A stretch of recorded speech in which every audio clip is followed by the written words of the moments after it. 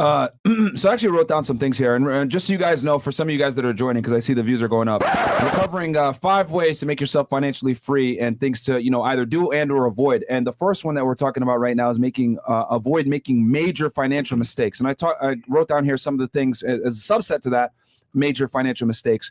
I wrote down some things that are common fuck ups for a lot of you guys.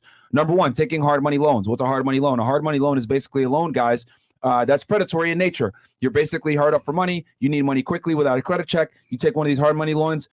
They're going to give you a 20 to 30% interest rate, and you're going to get a loan that you're probably never going to be able to pay off because you never had the financial security in the first place to take the loan, which is why you took the loan. Next thing you know, you take the loan and you're a slave for life, right? AKA I'm Scott. Yeah, there you go.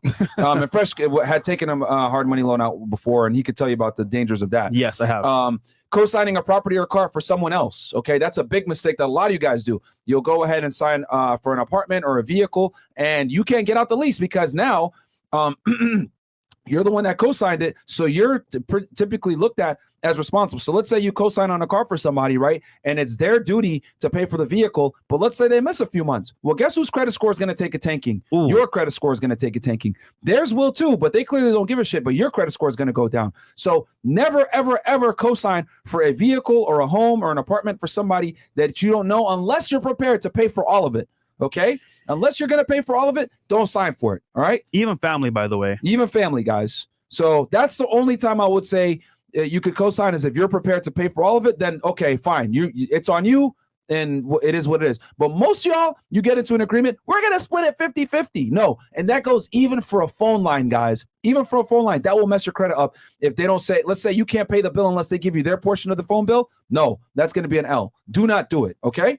Next, getting DUIs or getting in trouble with the law, that will mess you up. Guys, you had mentioned a DUI before. I thought that was really good and something that's kind of understated. Mm-hmm. Guys, a DUI is going to cost you in the United States most of the time approximately $10,000 to deal with. You understand? And not only that, you're going to lose your driver's license. You're not going to be able to drive. Yep. You're not going to be able to go ahead and put yourself in a position to earn money from a job. So it has a compounding problem that's going to continue.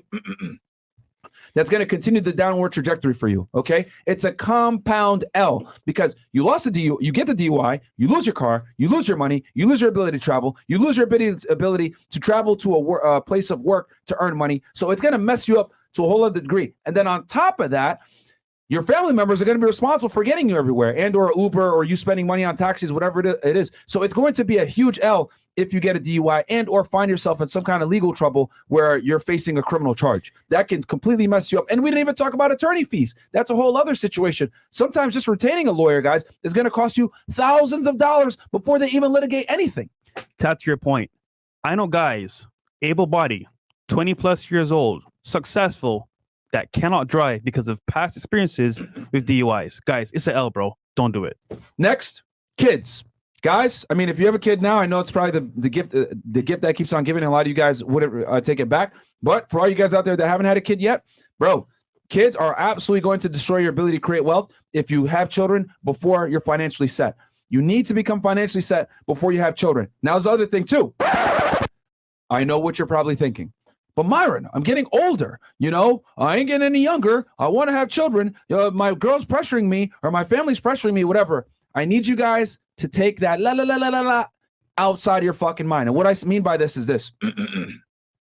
As a man, you are not on the same dating timeline as a female. So in other words, you don't have to adhere to a biological time clock like a female does. You're a man. You can push back that window and have children when you're goddamn ready. I don't care if it's 30, 40, hell, even 50. Al Pacino's about to bust a kid out right now, and that dude's like in his 70s. He was out here making movies in the 80s, right? Scarface and Goodfellas, all this other stuff. So you can absolutely have kids later on in your life, guys. Do not succumb to pressure from your family, from your wife, from your girlfriend, from any of your friends, your peer group, whatever it may be, colleagues. Do not succumb to pressure to have children before you're financially set. Because I'm telling y'all right now, children is going to be the #1 killer of wealth if you don't have your shit together. And trust me this, you do not want to have kids when you're broke because you're not going to be able to give them everything that they want, everything that they need. You're not going to be able to support the girl that's with you in the relationship. The likelihood of you getting in a divorce or getting the relationship tarnished is going to go up because you're not financially secure.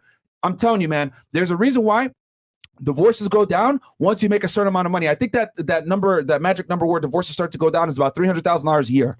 Okay, where the divorces start to drop off precipitously. So at least, guys, right? If we're gonna go off of stats, etc., get to a point where you're making about $300K a year, if not more, before you have children, if you want to significantly decrease the chances of divorce and a terrible life. So make more money and do not let outside influencers fuck you up. Okay. And they made fun of Rolo for this comment about vasectomy, but at the same time, that whole process of becoming successful, my godfather.